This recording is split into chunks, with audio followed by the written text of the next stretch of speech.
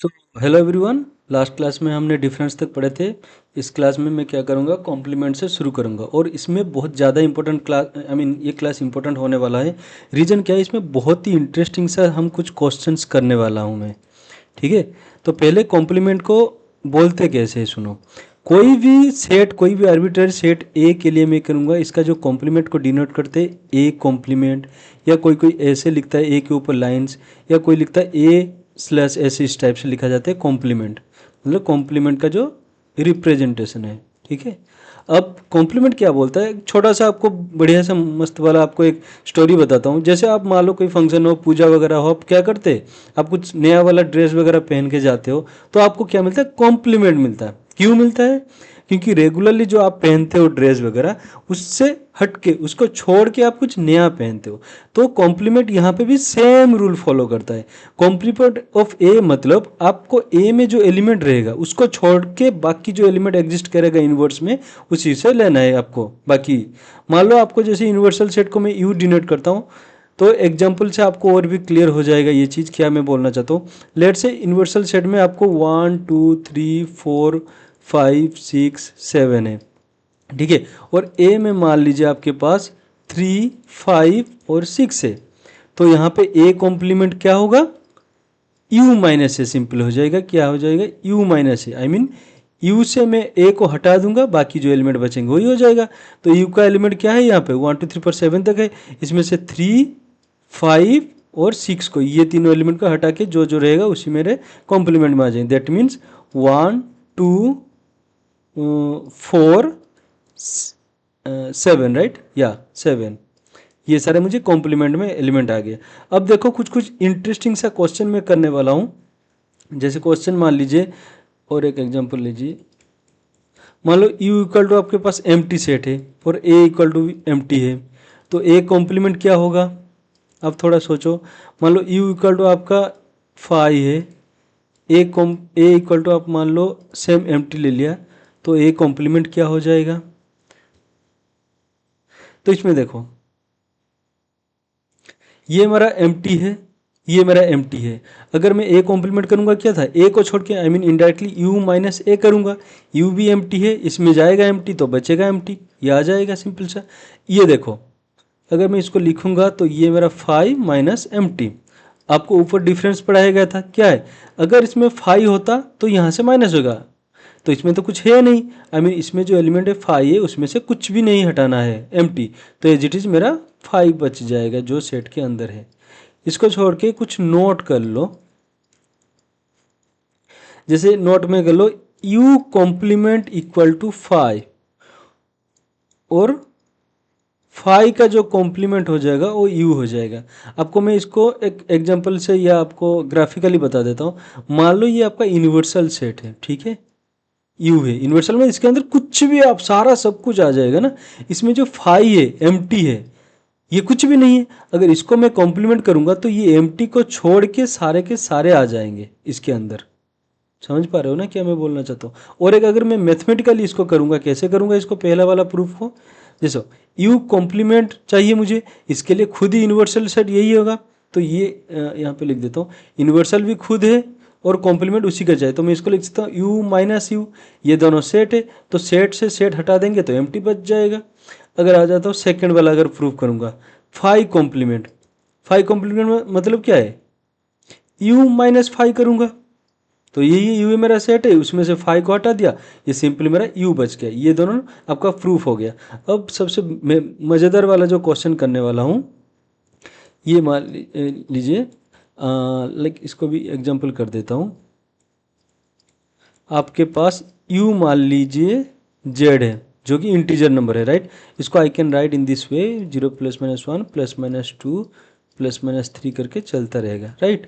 अब देखो, अगर मैं ए इक्वल टू मान लो लिखा collections of even numbers, even numbers, और आई कैन राइट इसको सेट बिल्डर फॉर्म में, X such that x belongs to Z, और क्या है, एक्स आपका 2n फॉर्मेट में आएगा ना, इवन है।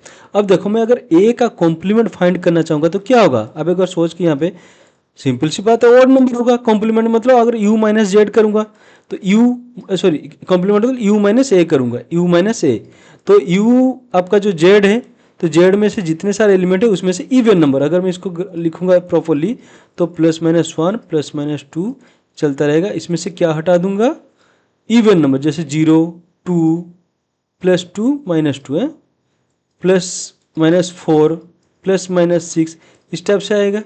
तो बचेगा क्या, plus minus 1 plus minus 3 plus minus 5, इस टाइप से बचेगा।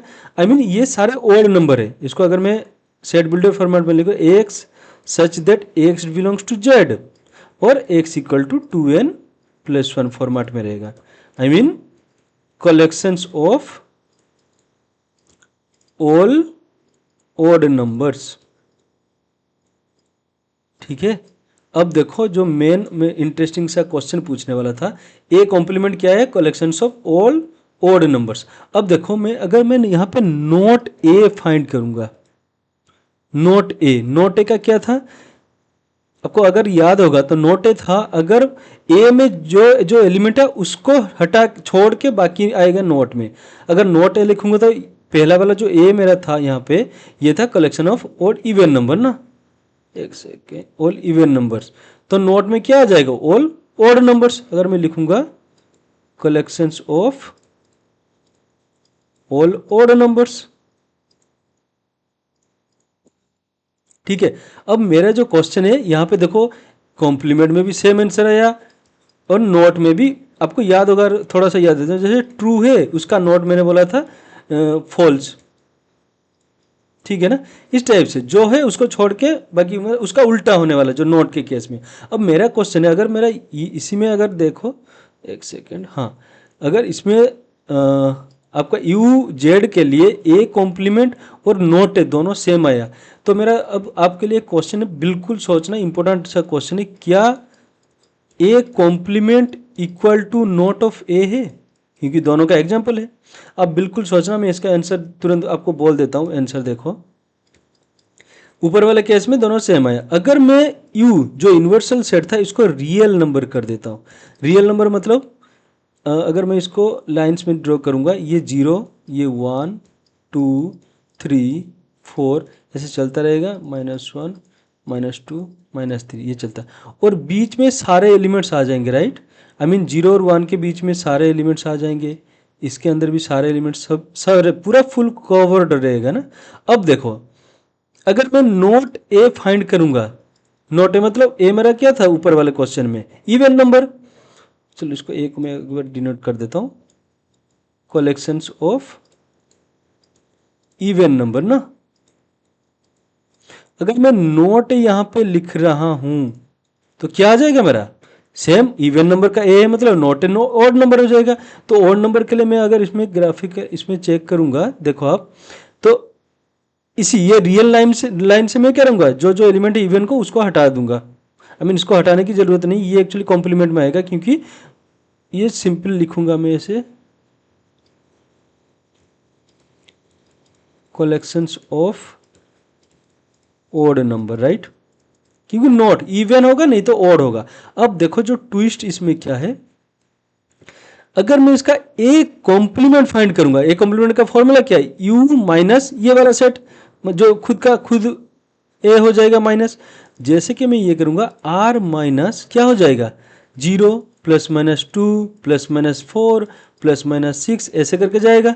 तो ओवरऑली जो बचेगा क्या बचेगा, अब ग्राफिकली आ जाओ, देखो उन्होंने मैंने क्या किया, 2 को हटा दिया, 4 को हटा दिया, मान लो इसके बाद 6 उसको ओ हट जाएगा, 0 हटा, -2 इसके नीचे, बस ये जो राउंड राउंड को बस यही पॉइंट हटा ना, बाकी सारे एज इट इज रहेंगे। समझ रहे हो ना आप लोग क्या मैं बोलना चाहता हूँ, बाकी जो एलिमेंट है वो एज इट इज रहेंगे। ये वाला a compliment can not equal to आपका नोट ऑफ ए, समझ में आ गया होगा है ना। ये सिंपल इवन नंबर था, इसको अगर मैं सेट बिल्डर फॉर्मेट में लिखना चाहूंगा तो मैं क्या लिखूंगा इसको, X such that x belongs to real number और एक्स इक्वल टू 2n + 1, क्योंकि अगर आप रियल नंबर में ओड नंबर कौन कौन देखोगे, सिंपल ये 3, 1, -3, -1 इस टाइप से देखोगे। बाकी ये बीच वाला एलिमेंट के कुछ नहीं बोलेगा। बट ए कॉम्प्लीमेंट क्या हो रहा है, ये बीच वाला एलिमेंट के साथ आपका ओड नंबर, मतलब 3 और 2 और 3 के बीच में सारा एलिमेंट, 1 आएगा बीच वाला एलिमेंट आएगा, -1 आएगा ये बीच वाला एलिमेंट आ जाएगा 0। तो ये सारे एलिमेंट मतलब इसका जो कार्डिनलिटी होगा और ये इसका जो साइज होगा ऑब्वियसली ग्रेटर देन आपका नॉट है। तो ये दोनों से आपने को पता चला ये दोनों सेम नहीं है। अब आते हैं नेक्स्ट जो कॉन्सेप्ट आपका है, जगह नहीं है 10, ठीक है। नेक्स्ट कॉन्सेप्ट आप में आएगा आई गेस कॉम्प्लीमेंट के बाद आ जाएगा आपका, हाँ, सिमेट्रिक डिफरेंस। इसमें तो आपको मुझे लगता है कि बहुत ज़्यादा टाइम देना पड़ेगा। मैं क्या करूँगा, इसमें बस सिमेट्रिक डिफरेंस का डेफिनेशन लिख देता हूँ। नेक्स्ट जो इसके बाद क्लास रहेगा उसमें बहुत सारे क्वेश्चन, बहुत ही इंटरेस्टिंग टॉपिक है, इसमें बहुत क्वेश्चंस करेंगे। मतलब आपको नेक्स्ट वाला जिसके वीडियो आएगा वो बहुत ज़्यादा ही आपको हेल्पफुल करने वाला है, ठीक है। मैं बस आपको समझा देता हूँ, छोटा सा ही कॉन्सेप्ट है सिमेट्रिक डिफरेंस। सिमेट्रिक का मतलब तो जानते हो, मतलब सेम टाइप का दोनों। अगर लाइक कैसे बोल सकता हूँ, अगर मेरे पास दो हाथ है, ये अपना दो हाथ जो साइज है सिमेट्रिक डिफरेंस, मतलब दोनों साइड हाथ का साइज सेम है। मैं ग्राफिकली आपको बोल देता हूँ सिमेट्रिक डिफरेंस क्या बोलता है। मान लो ये ए है, ये बी है, ठीक है। सिमेट्रिक डिफरेंस बोलता है ये जो पर्सन है इसको हटा के आपको दोनों साइड रखना है। मतलब आप देखो ए का ये साइड आपका एक है, इसके साथ सेम है, तो ये दोनों का सिमेट्रिक है खुद के साथ खुद। तो सिंपली अगर आप ये फॉर्मूला अगर मैं इसको लिखना चाहूँगा तो आपको दिख गया होगा। हाँ, इसको कैसे डिनोट करते हैं, ट्राइंगल फॉर्मेट है इसको जो डिनोट करते हैं।